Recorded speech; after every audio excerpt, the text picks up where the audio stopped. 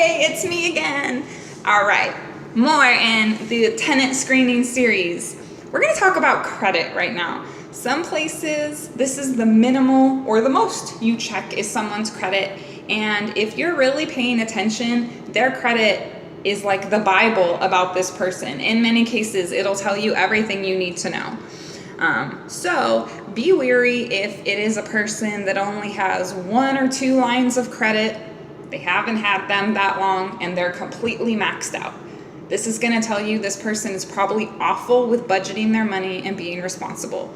Not that that's a disqualifying factor in itself, but especially if they're barely making enough to cover their bills and cover the rent, we could place bets on if you're going to have to evict this person or not, because every time I've given someone an ounce there and told them, hey, be careful, you're treading on light water, ooh, they disappoint me. They really do. So sorry guys, if you're pushing your budget and you have irresponsible credit practices, I'm not going to rent to you because I've learned the hard way too many times. All right, so make sure when you are getting their application that you're checking their ID, a government or a state issued ID, their social security card. Make sure the name, the face, the spelling, the numbers match. Some people are juniors, some people have used fraudulent things, and this is really important for if and when you have to evict them. If it really wasn't their information in the first place and it was fraudulent, you're hurting someone else. And I come across people that I've rented to that it took them like 5 years to clear up an eviction that someone else obtained in their name. And this person was a military person. They had proof they weren't even in our country, physically not in our country, and somehow they had an eviction on their record, and it took them 5 years to get it cleared up. So that's what you could be giving to an unsuspecting victim if you're not doing your due diligence and checking the information that this person is giving you thoroughly, as your job is. When you're checking their credit, important things to note: have they now or did they ever owe an apartment money? Huge.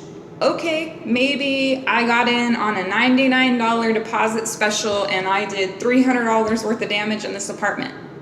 You still give them a bill and they should still pay you. And if they didn't and you had to put it on their credit, what does that tell you? I don't want to rent to you. You're not responsible, okay? Make sure you're adding up what their income is that they've proven to you, and I went over all that information on another video if you want to take a look after this one.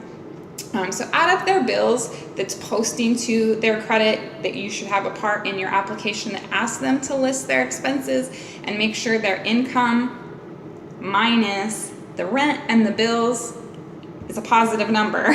Make sure you're setting them up for success when you're renting to them. Keep an eye on how many credit lines they have and how much utilization that they're using of them. Do they have any real estate or foreclosures that show up?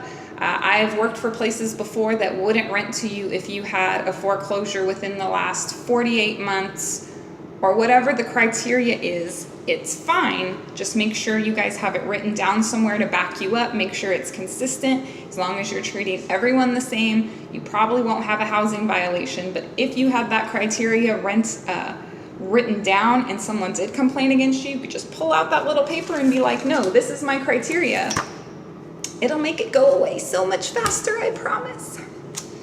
All right. You're also going to want to check for eviction. So this would show up probably in a collections, but it's also going to show up under judgments. For collection accounts, I like to look and see what kind of collection accounts they have. You know, sometimes it can damage someone's credit score if all they have are medical collection accounts. Well, life happens and we don't always have insurance and stuff, so I'm extremely lenient. If you've never had a late payment, if you don't have your credit cards maxed out, but you have like 5 collection accounts all for medical and all the rest of your credit looks pristine besides your collections, I'm gonna act like I don't see it, because quite frankly, it doesn't matter, to me at least. But figure out what your criteria is and make sure you have it written down. Child support will also show up sometimes on someone's credit, and Typically, if you owe child support, you're not taking care of some of your responsibilities. I don't want that drama in my place. All right, those are everything I have that you guys should be looking for under credit. If you have any questions or anything to add, please add it below. If you want to reach out to me directly, if you have any video ideas or just questions, let me know. apartmentmanagertips@gmail.com. Thanks for your time, everyone. Have a great day. Bye.